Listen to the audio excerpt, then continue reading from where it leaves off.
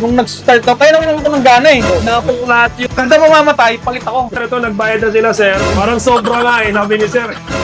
Tanong ko lang, sir, bakit sa dinami namin ng isda, bakit arawana, sir, natipuhan? Ewan ko, basta nung magsimula ako. Madalas nangyayari to. Tsaka doon sa mga viewers natin. Kasi minsan, tumingin ka, sir, alas 12. Nakita mo, ay, 27, safe na safe. Okay na si Arwana. Pag madaling araw, sir, sobrang lamig. Hindi kagaya nung temperature natin pag tanghali. Good day, brothers. Another fish, another day. So, mga isda, medyo loaded tayo ngayon sa shop. Ang daming tao. Nagkasabay-sabay. And meron tayong i-assist ngayon. Kukuha siya ng Super Red Arwana. Makapupunta niya lang dito sa shop. Namakyaw siya ng discus. And then ngayon, binalikan niya yung Super Red Arwana na kumindat sa kanya kahapon. So tara, samahan niyo ako. Tignan natin kung bibingwitin niya ba yung kumintat sa kanya Arwana kahapon. Let's go!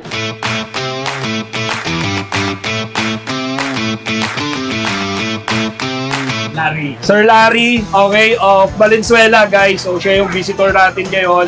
So, tumitingin siya ng mga super darwanas natin dito sa shop, 10X Lucky Dragon. 2014, nung nag-start ako, kaya naman ako ng gana eh. Napag lahat yung mga ano ko, nawala ng mga Aray ko. Plus siguro kung Malaysian green, grabe eh. Apat na, kanda mamamatay, palit ako. Grabe. So guys, share ko lang sa inyo ha. Medyo na-trauma si Sir sa mga previous arwanas niya. Nakapag-alaga na siya before way back 2014. So medyo matagal na. Mga green arwanas daw. So medyo mahal pa yung mga green arwanas that time. Namatay daw. Tuwing bumibili siya, namamatay. So siguro siguro most likely hindi siya na-instruct properly, na-guide properly ng mga nabilan niya. So kaya dito siya pumunta sa 10X Lucky Dragon dahil ayun, i-guide natin siya during yung journey niya sa Arwana Fish Keeping. Yung mga ibabato namin na treatment solution is nasubukan na. Oo, proven.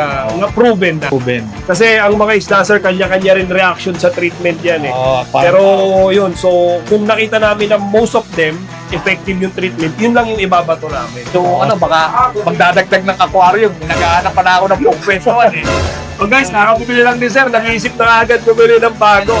And syempre sipatin din natin guys yung nabingwit dito ni sir. Napakaganda. Actually kahit medyo beginner si sir, ang galing ng mata niya guys kasi nasipat niya tong napakaganda nito isang to. So tara, tignan niyo siya.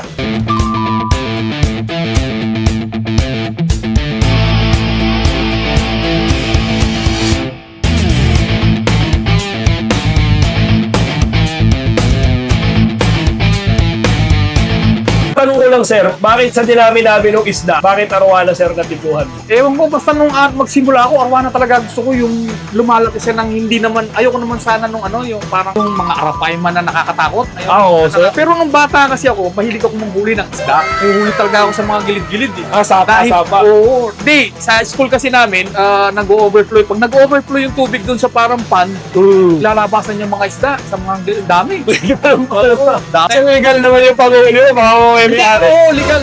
Talaga? Walang may-ari. Oo, walang may-ari. Talaga Okay. sa school talaga, pangtanggal ng Stress. Oo. So guys, pantanggal na stress. So gagawin natin lahat para kapag bumili si sir nung dream na arwana niya, hindi madagdagan yung stress niya.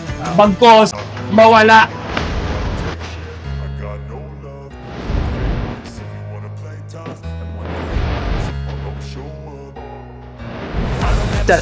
Naman na sir nung anak sir Chamba. Pero nga kami napili dyan, meron na daw may-ari eh. Eto sir, well, di pa siya pipili sir. Baka gusto niya rin pumili. Bigay ko na lang sa ito sir. Yan. So guys, binigyan natin si sir. Libre na yan. Thermometer sa aquarium niya.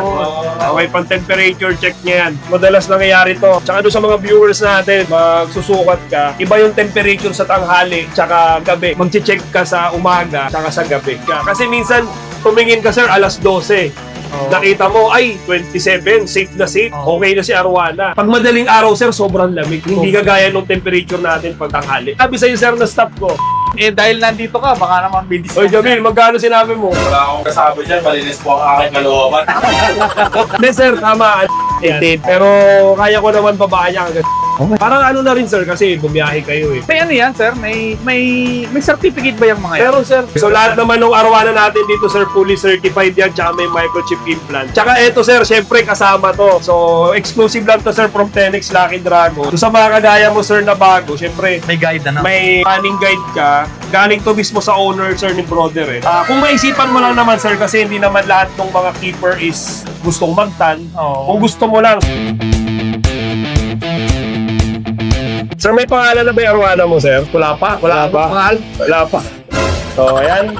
Pinipicture na nila, sir. Tag number. Nice. Baby, ano gusto mong pangalan niya? Ano gusto mong name niya? Guys, si Iam. Okay, so, ito siya, sir.